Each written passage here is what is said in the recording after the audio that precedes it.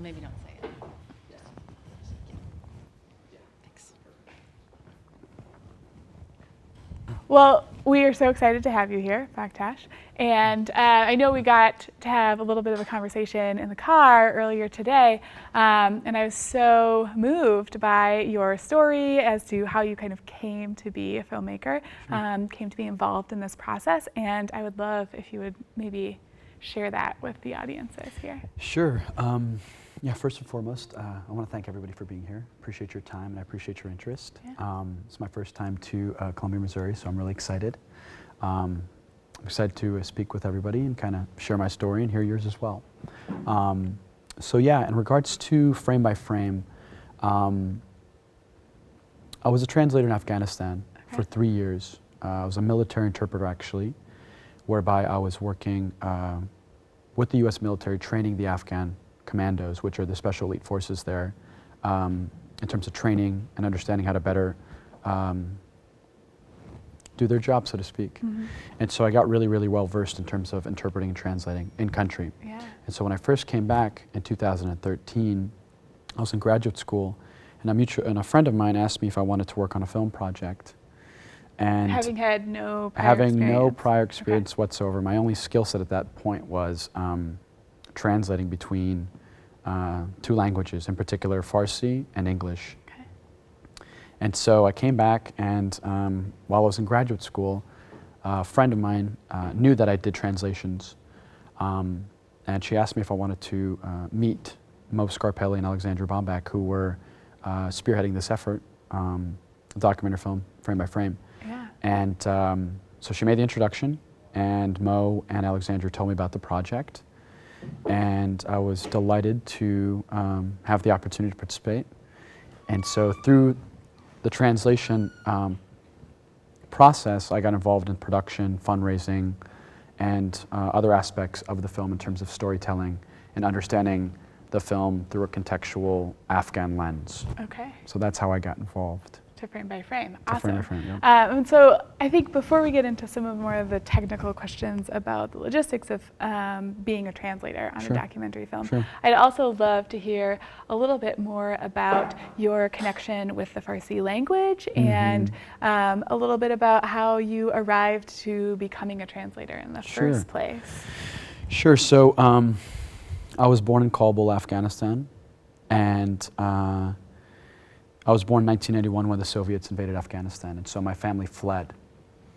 And my father essentially was he was given an ultimatum to either work with the Soviet-backed Afghan government or else. And so in the 1970s and the 1960s, as it pertains to the third goal, the Peace Corps was very active in Afghanistan. And my father was actually taught by a Peace Corps volunteer in Kandahar, so my father learned English. And so through that experience, he was able to work with USAID in the 1970s. And my father did a simple job. He was a key punch operator. And my father was really interested in technology even then. So a couple years later, my father worked for the Afghan government, and he was given this ultimatum. And so essentially his life was in danger. And so that night, he came home, told my mother, and myself and my youngest brother. I was a toddler, so I don't remember. He essentially said that we're fleeing tonight. Wow. And so we fled from Afghanistan, 7 days, 6 nights, through the Hindu Kush mountain range. Our lives were in danger. Hearing my parents tell me the story is really interesting, right? We eventually made it to a refugee camp in Pakistan. Spent the next 18 months in Pakistan. My father went to the consulate office in Islamabad and told his story to the consular officer there. And he had dropped 2 names, those names being the Peace Corps volunteer who taught him English and the director of USAID who was running the office that my father worked for at one point. Wow. And so the consular officer knew those names, double-checked his story, and we were essentially given political asylum in the United States. And so I was raised in a small little town in Carlisle, Pennsylvania, which has been a blessing. The people of Carlisle are good people, and my parents still live there. So I was raised in a very binary household whereby At home, I was very Afghan, and we spoke our mother tongue. And then outside the home, I was very non-Afghan, right? I was what you would consider quintessential American. I grew up skateboarding and snowboarding and loving rock music, right? Yeah. So after college, I decided to join the Peace Corps because I knew that Peace Corps volunteers made a difference. At least I made a difference in my family's life.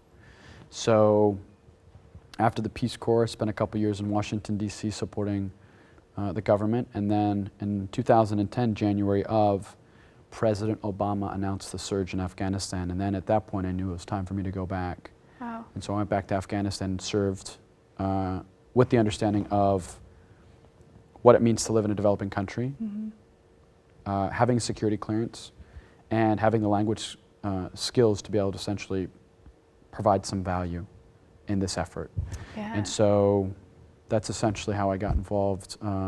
My background kind of led to me understanding the language. Yeah, and Yeah. I'm really loving all of the intersections between language and storytelling and Peace Corps, and how Sure. all of those worlds kind of merge together in a really special, unique way with your Yeah. story, Yeah. and in relation to Frame by Frame. So I guess one question, and then we can kind of get into some of the logistics, but what did you find the most challenging in stepping into a brand new project? I mean, you'd done translation a lot, but for a much different purpose. Sure.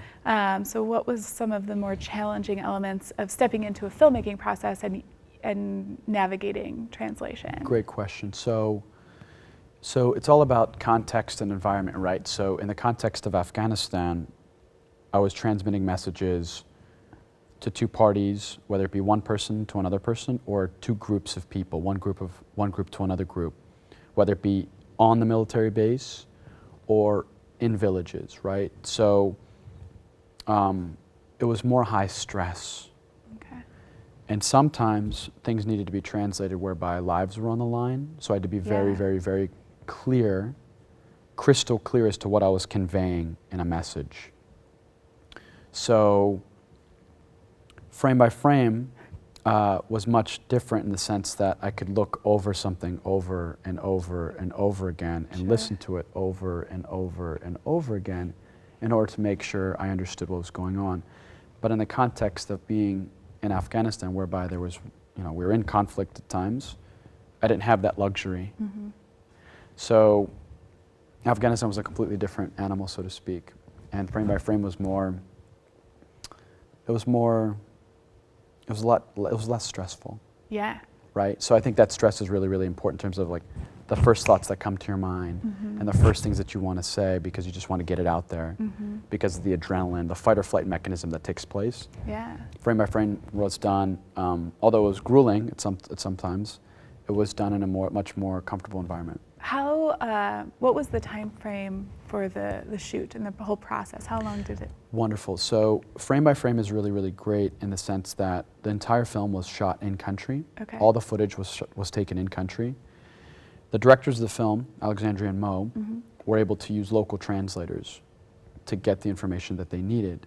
Yeah. I came on board once they came back with the footage and the Got it. language. Okay. So my job essentially was to help them understand what they had, Sure. Okay. right, in the context of Afghanistan.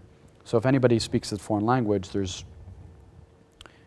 it's easier for an English speaker, a native English speaker, for example, to translate from a foreign language to English. But it's much more different if you translate from English to the not native language. And that's what they were dealing with. They were dealing with people who understood the local language but couldn't translate perfectly in English. I was the other side of that, where I Yeah. spoke English as how I do. Right. And so I was able to convey messages that they didn't necessarily realize existed, right? Okay. So the translators in Afghanistan transliterated many things that didn't make much sense. So my job was to go through the footage with them, with Mo and Alexandria stateside, and say, hey, this makes absolute sense. This doesn't. Yeah. This will work for us. This works in terms of the storytelling. This works in terms of the storyline. That doesn't. And so I was. That's where I found value, is essentially providing that contextual framework Yeah. in which to understand what was being said. Sure, and it's almost like going through the process a second time. A second time, right. And is that something that the translators in Afghanistan would have written down, scripts that you would then read as you're watching the footage? Great question. So what happened was they had scripts that were in that essentially followed the actual footage, and so some of that footage was not in sync with the language. Okay. Some of the language was completely off. So it's almost like they had two moving parts, and sometimes they would connect, and sometimes they wouldn't. Yeah. And my job was to essentially help in connecting those two paths. Yeah. Yeah, Okay. yeah, Cool. yeah. Well, maybe this is a good time to look at the first clip, so you can give us a little bit of an example, more about some of the technical examples. So let's go to the first clip that Baktash has brought for us.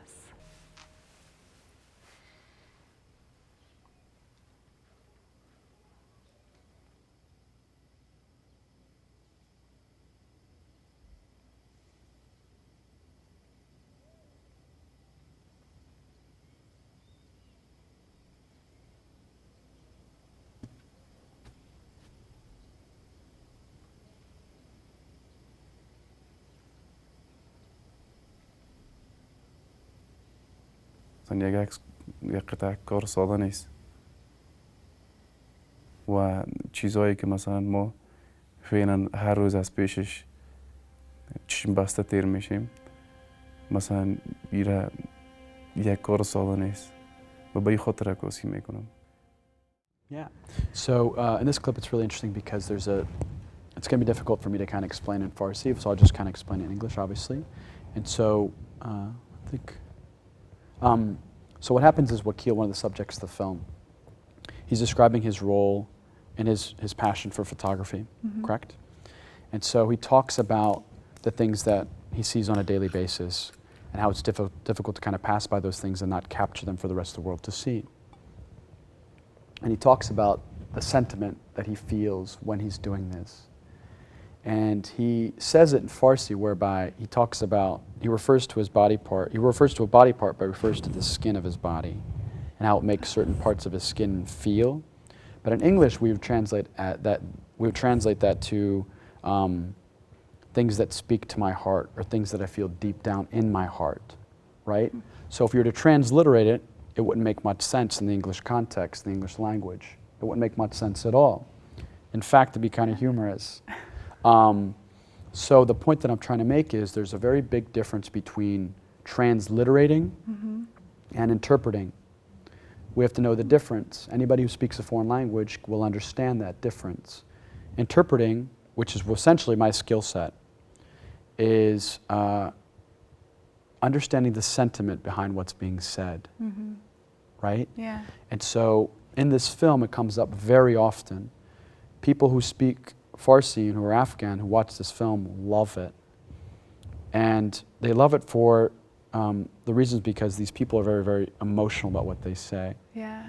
And what's beautiful is that when non-Farsi speakers come up to me afterwards and say, I love the translation, because it shows that I had done a good job, because it captured the same sentiment of what was being said.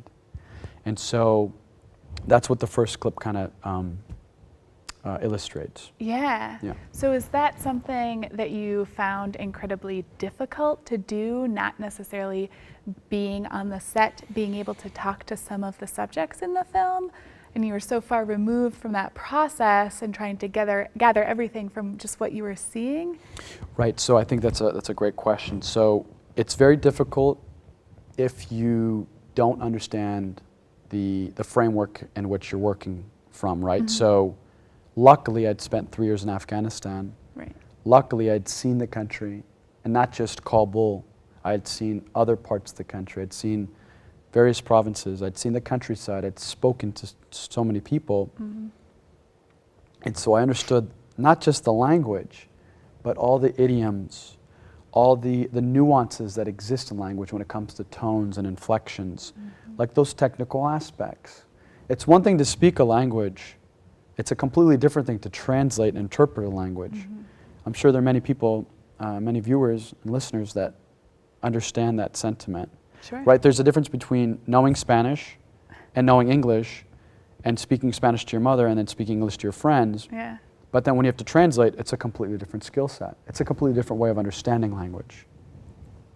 And so what you have to take into consideration is not just the words that are being said, but all the technical aspects that I brought up, but then also too, historical, religious, these social, these aspects that exist in the humanities when it comes to, like, subjects. You have to consider those things to understand what's going on, to actually understand the weight of what's being said, to understand the sentiment of what's being said. Yeah. So luckily I had that experience to help me in this endeavor. Sure, yeah. Yeah. So I guess what I'm really interested in too is then, as you go through this translation and you're working with the directors, who are essentially viewing all of their footage and then editing it down to tell this story, what, I guess, how much did your impact with the translation kind of dictate what footage they chose to use, and how essentially did the translation fit into what they decided to tell in the film? Well, I understand the question. I think if you ask them, they would say it was very important, like the contribution, Yeah. the skill set that I brought to the table, so to speak, because I mean, it's interesting, right? So hearing one thing is fine, but then really understanding it's a different thing. And I think if you ask the directors of the film what I provide in terms of value, I think they would say I helped them provide understanding, right?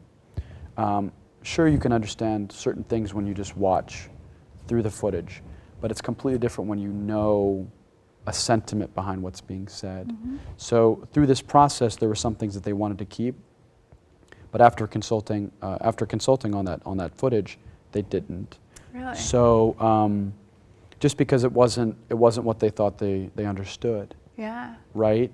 Or the translation was completely off because the local translators didn't understand how to convey that in English. Right.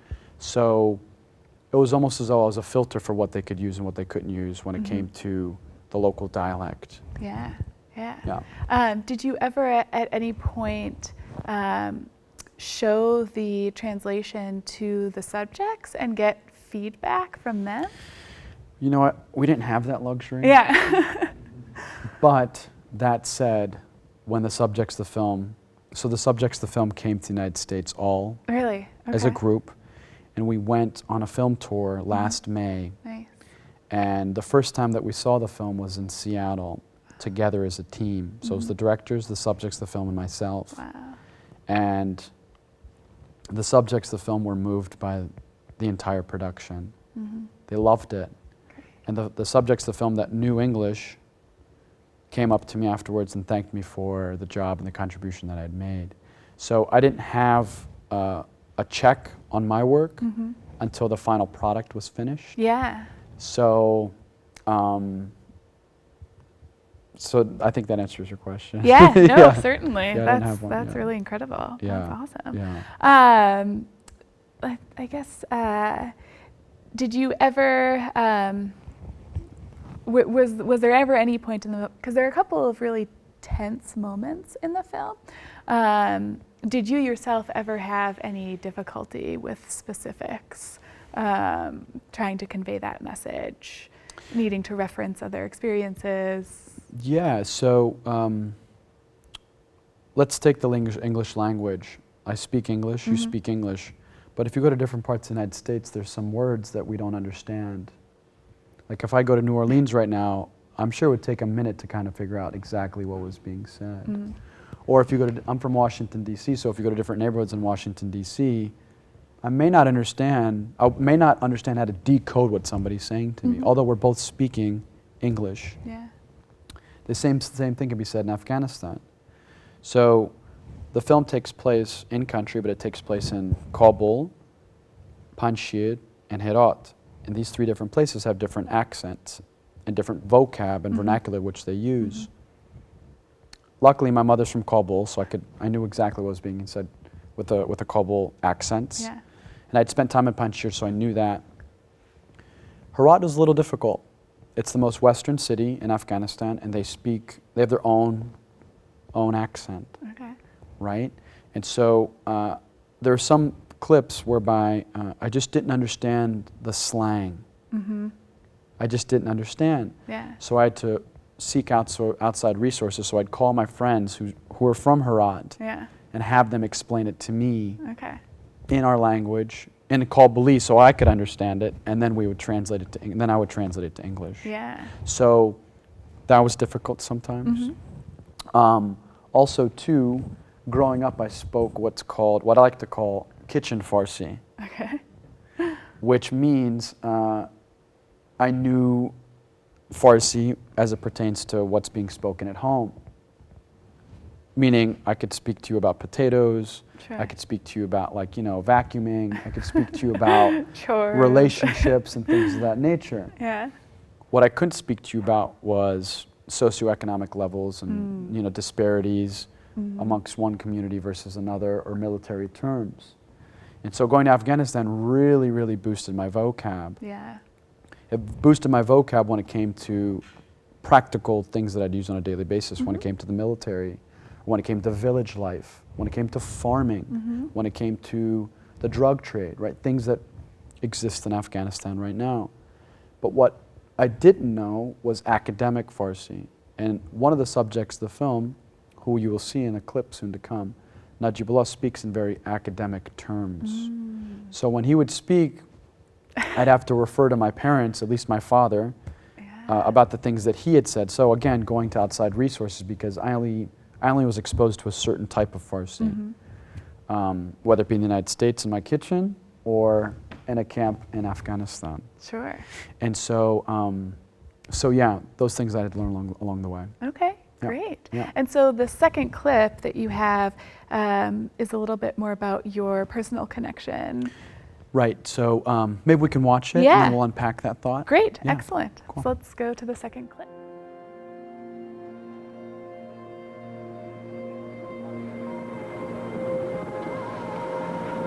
مردم باز در اونمو گذشته هایی که در بدر بودن، مردم تعداد از آدم ها پدر خود از دست داد، مادر خود از دست داد، خواهر خود از دست داد، برادر خود از دست داد، شوهر خود از دست داد، خانم خود از دست داد، فرزندای خود را از دست داد.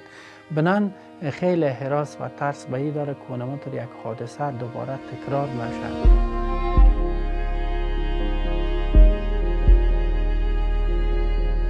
اما من امیدوار هستم. عکس خودش لسان بین المللی است.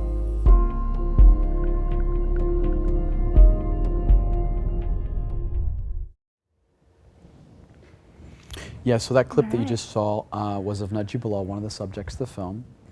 And he talks about how in Afghanistan the war impacted everybody. And in my personal story with my family, everybody who left Afghanistan left with nothing, at least in the 80s. Earlier than that, there were waves of people that had left who were more privileged. But that said, the groups of people that Najibullah is referring to left with nothing. And the war impacted everybody. In the 1980s, as everybody knows, there wasn't the internet, right? It wasn't easy to find people. So when we landed in Carlisle, Pennsylvania, we didn't know about the whereabouts of our relatives. We just had no clue. People were just leaving.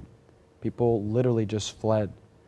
And so Afghans, for about 25 years, were the largest refugee group in the world, only to be surpassed now by Syrians after 25 years of holding the record. So in my family, I have relatives, I have cousins, aunts, uncles that live in Hamburg, Toronto, Vancouver, Los Angeles, Sydney, Tehran, Islamabad, Kuwait, Moscow, and everywhere. Yeah. Right? So the diaspora is vast. Wow. And in the 1980s, my parents parents, my grandparents, didn't know how we'd left. They didn't know if we got out okay until we got to Pakistan and could call them. They didn't know what our life was like in the United States. And so we would have to call, my mother would have to call back to Afghanistan to talk to her family to figure out where her brothers and sisters were, because she didn't know how to connect and locate them. So not only did people lose family in country, but once we had left, we didn't know how to find our families. We literally didn't know how to find our families. And so that isolation was very, very difficult for the longest time for my parents. Najibullah brings that point up. The second point that it brings up in the clip, which is really, really important as it pertains to this film and as it pertains to language, is that he says, quote unquote, photography is an international language. Right? Photographs can change the world in that light. And so what's beautiful about that sentiment is that photos don't exaggerate. Photos capture what's true. You can't alter it, maybe you can now, but you get the point. A photograph is literally why the West is involved in the Syrian refugee crisis. If anybody remembers, the reason why the United States and the rest of the Western, the reason why Europe is involved now and is accepting refugees from that region of the world is because of that photo of the boy that was washed up on shore. Prior to that, 3 years prior to that, nobody cared. Again, going back to this sentiment, a photograph is something that you can show that doesn't need a translation. And so that's what's beautiful about this film is photographs don't exaggerate. Sometimes language can. Okay, so it's a great counterbalance to exaggeration in terms of language. And so I think it's important to remember that when you're watching this film. Is that something that you felt or realized before being involved in this process? Or is that something that kind of evolved as you're going through this translation, as you're working with language about, you know, nonverbal communication? It's something that I discovered. Nonverbal communication is always something that I've understood, just because when I speak, so I speak Portuguese, I speak Farsi, and I speak English.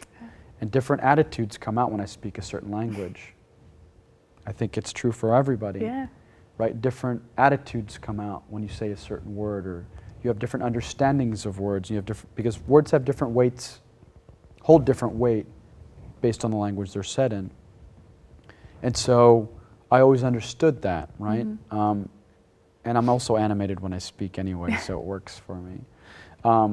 So I knew the nonverbal communication aspect of it and understood how important that was, but I didn't realize the gravity in terms of this point that we're making. That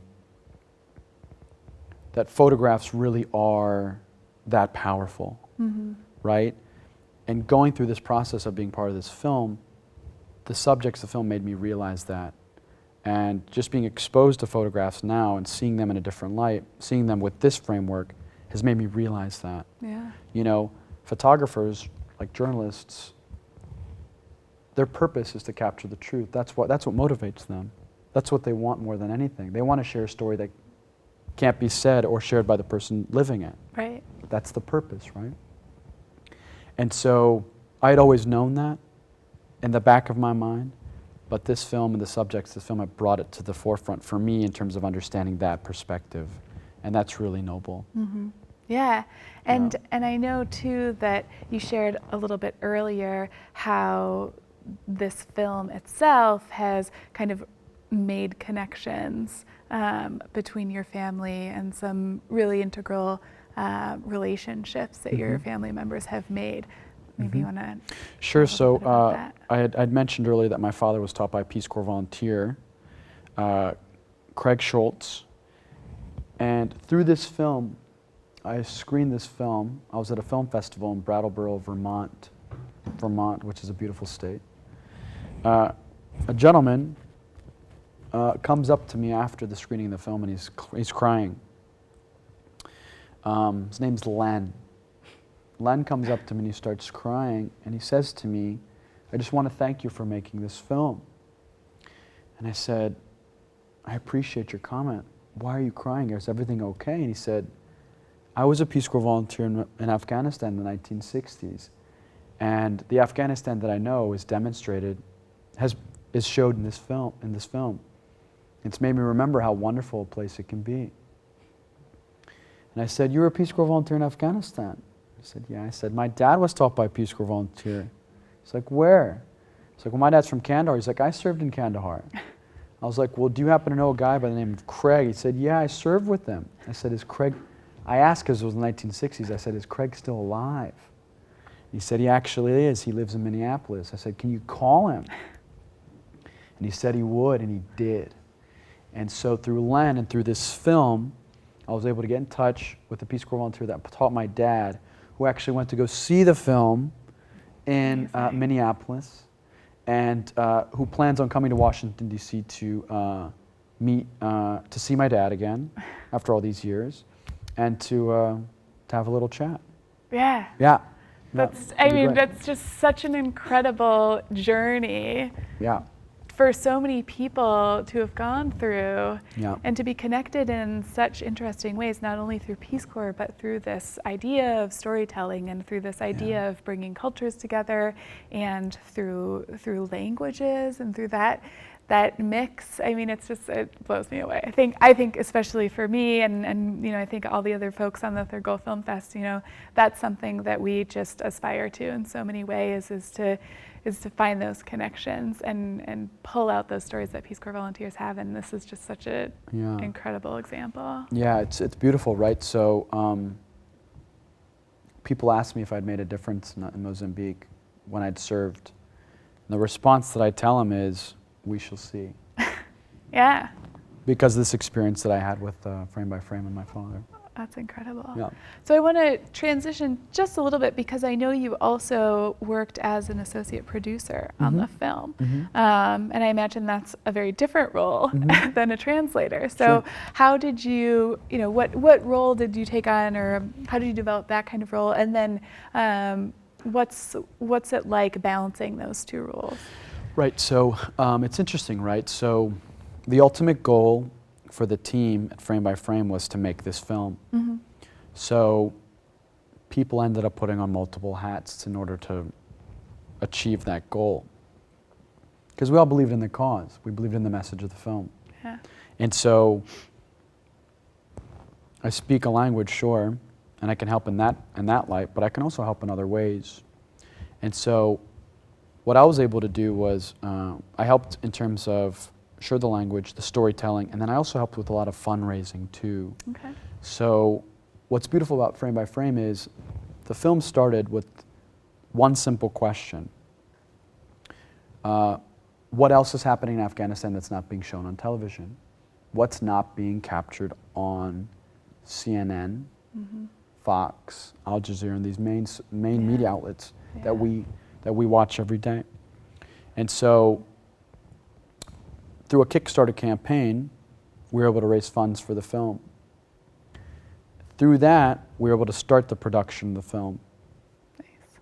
But then we needed more funds in order to finish the film. Yeah. And so that's where I got involved. So Mo and Alexandra were really, really great about doing that and getting us up to a certain point. But then I was like, you know what, I can certainly help in that endeavor as well. And so I was able to kind of have other people believe in the film as well. Yeah. Yeah. Cool. And I suppose since this was your first foray into filmmaking, maybe this is an awkward question, but do you feel like that is something that happens a lot on smaller films like this? People are kind of taking on multiple roles, wearing different hats, needing to bring different skills to the table. Most definitely. So in addition to Frame by Frame, I also am part of a tech company that I started with my best friend, his business partner, my brother. And a film is like a startup, right? You do whatever you can to get the job done, right? Whether it's, you know, buying a coffee maker, or, you know, fulfilling a request of a customer, or putting in, you know, fulfilling, like, you know, doing data entry if you have to. Yeah. Right? So it's like starting a restaurant. Our tech company works in the restaurant space. When you start a restaurant, you do everything from cook, to manage, to wash dishes, to sweep the floors. You just need to get stuff done. And so in film, it's the same way. Because making a film isn't one skill set. Yeah. It's multiple skill sets that come together. Yeah. And so you need a team of people with multiple skills and talents in order for that to happen. Yeah. So yeah, Awesome. totally. That's cool. So we have one more clip to watch. Sure. And then I also want to ask you if you have any advice or some tips for people who might be interested in looking into translation positions or other roles in filmmaking. Yeah. Do you feel like you want to answer that first, or should we go to the clip?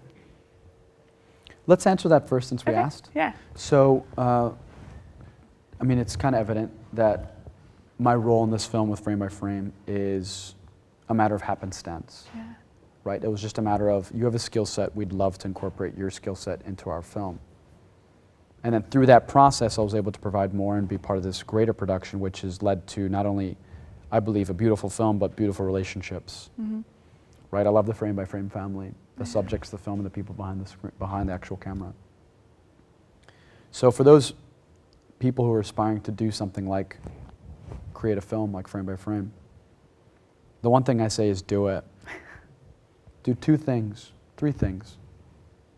What's beautiful about this day and age is that there's no monopoly over information. So what I mean to say is that you can learn what you want to learn without having to go to school, right? Technology is a beautiful thing, and everybody has access to it. Everybody has access to information. And not only does everybody have access to information, whereby you can learn production, you can learn filmmaking, you can learn equipment, you can learn languages, Yeah. but more importantly, you have access to other people who have skill sets that can help you and that have funds that can help you, as long as you have a story to tell, or as long as you're capturing a story that's captivating enough, right? So if you're interested, don't wait. Start now. I wouldn't advocate spending money on something that you can learn on your own. Use that money, invest it in yourself, and go for it. And now that through Frame by Frame, I've now worked on 2 other documentaries, a Paramount feature film, Okay. and I'm looking to go personally with this advice that I'm giving everybody else. Take that actual advice and go and capture and document what's going on in Greece Okay. with the refugees there during the month of Ramadan, which starts in June, because I think it'd be a very interesting experience to be there during that time. So my advice is to just start and to do it and use the resources that you have literally in the palm of your hand to make that happen. Yeah. Because people are receptive to it. Yeah. Yep. That's awesome. And I know the cat community in Colombia is just so great in terms of providing those resources Yeah, yeah. available to the public. Cool. That's exciting. Well, hopefully Yeah. we'll be able to keep connected on the other projects that you're working on in the future. I look forward to it. Go to the last clip, I think, if we could, please.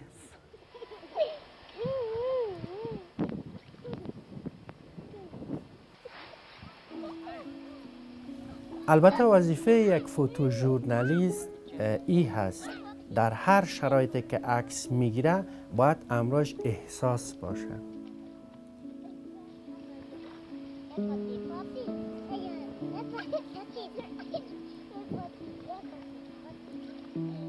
وقتی که یک فوتو ژورنالیست احساس نداشته باشه شاید عکساش بی تفاوت باشه.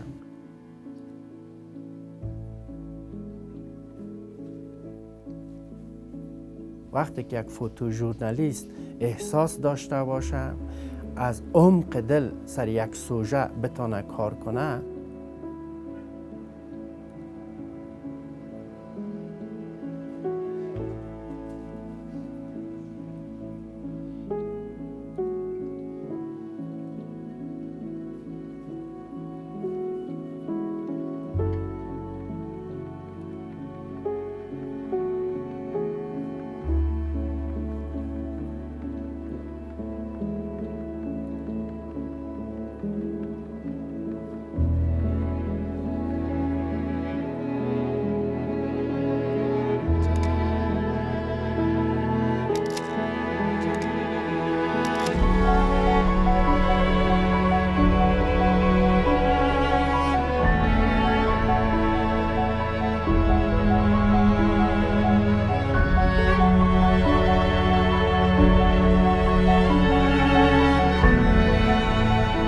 برای جامعه خود بازتاب بده، انعکاس بده، جهانیان انعکاس بده که دنیا هم آگاه شود.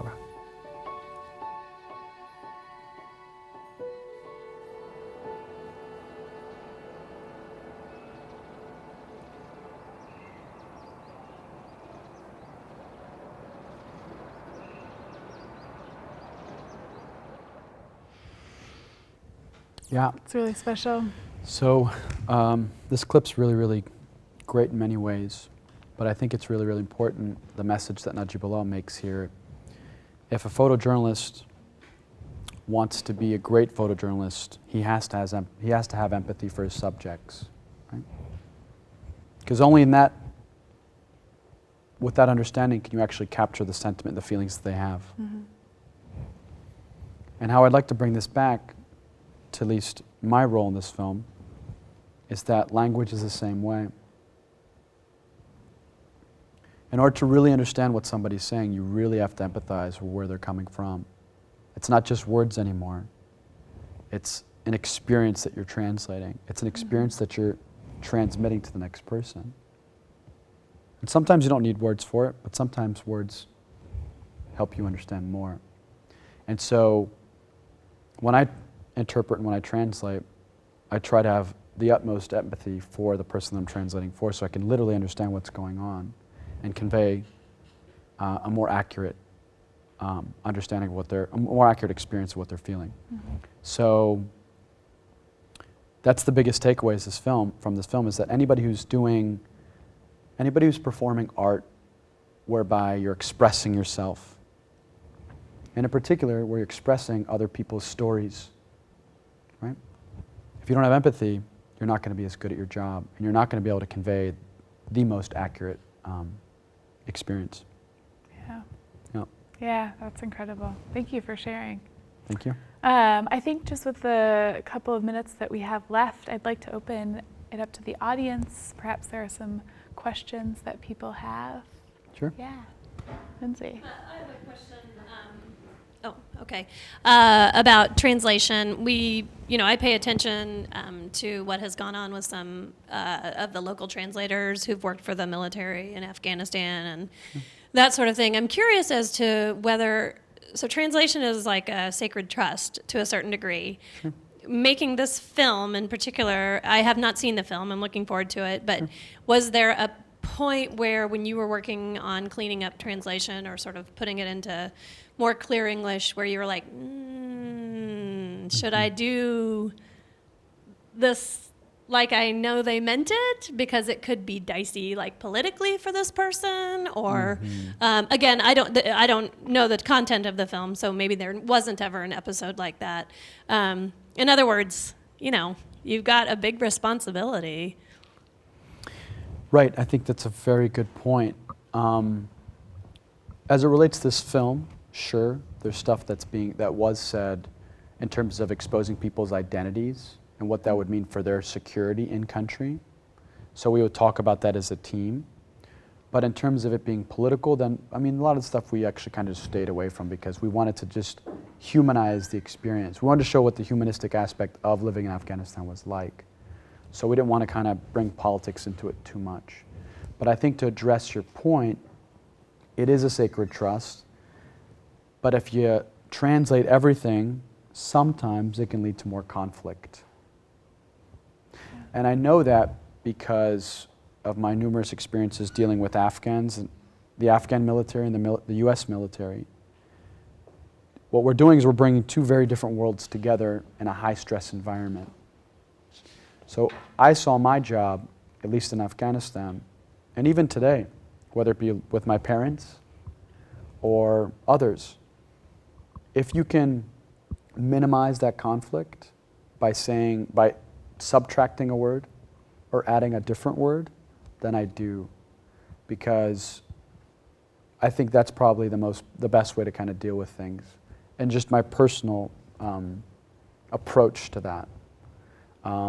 But again, if somebody asks me to transliterate something, then I will. But when it's my responsibility to see, to figure out how we're going to get to the end goal, if the end goal is to produce a film, or if the end goal is to come back from a mission unscathed, then that's what we're going to do. So that's where the trust I hope they have in me comes from. Yeah. Yeah. Great. Yeah. I think we have time for one more question if anyone Yeah. has one. Otherwise, Yeah. yeah. Yeah, I think you discussed this a bit with the reaction to the film from the team and from people you encountered along the way, but I guess just maybe you personally, you know, you've connected with Afghanistan in several ways, and maybe how do you see this story continuing to unfold, and how does this film fit into your narrative of what it means to, you know, be Afghan, be American, and thinking about the future? It's a great question, right? So I started to realize that identity, at least in my book, dictates a lot of what I do, right? The questions that I ask about my identity, and this could be applicable to other people, right? What you're born into, what you're exposed to, what you're told to be like, what language you speak, what religion you're given. All these things are aspects of our identity. And so in my personal identity, it's interesting because I straddle between two very different worlds. But going to Afghanistan has made me come full circle. In particular, this film has made me come very comfortable with who I am in terms of understanding both identities. And what's beautiful about Frame by Frame is we've shown the film across the country. And so Afghans and non-Afghans have seen it. And what this film is doing is it's asking Afghans to question their identity, to make them love the country that their parents came from, especially young Afghans who've never been. Yeah. And so it makes them love the country that their parents came from to a different degree, because it resonates, right? It's a powerful movie in that sense. But it also brings Afghans together here. So it has people asking questions about their background, and then it also has people coming together being like, okay, how are we going to deal with this as a community? And so this film facilitates that. And then it also does other things, like it brings people who are non-Afghan, who have spent time in Afghanistan, who love the country, right? And then it brings people who are curious about Afghanistan to the table, who want to know more, at least have a different perspective that's not being shown on television. Yeah. And so this film can continue doing that for as long as Afghanistan is interesting, for as long as Afghanistan is in the news. And I think it will be. Afghanistan politically is in a very bad neighborhood, and it's always going to have problems, at least for the next couple of years. And so that's how this film can be very, very influential. As a policy, as a matter of policy, this film was shown in Afghanistan to Ashraf Ghani, the president of Afghanistan, and his administration. And since watching it, Ashraf Ghani has signed a decree to protect the rights of journalists in country. So this film has led to policy change. So it just goes to show that films can make an impact. I hope that answers your question. Yeah. Absolutely. Yeah. And I think that's an incredible note to end on, because I think we're all just really excited about being able to see this film, bring it to the Colombia community, and connect it to what the Third Goal is doing here. Wonderful. In Colombia. Yeah. Thank you so much. Thank you Appreciate it. so much for Yep. being here, Baktash. Thank you. Yeah. Okay. All right.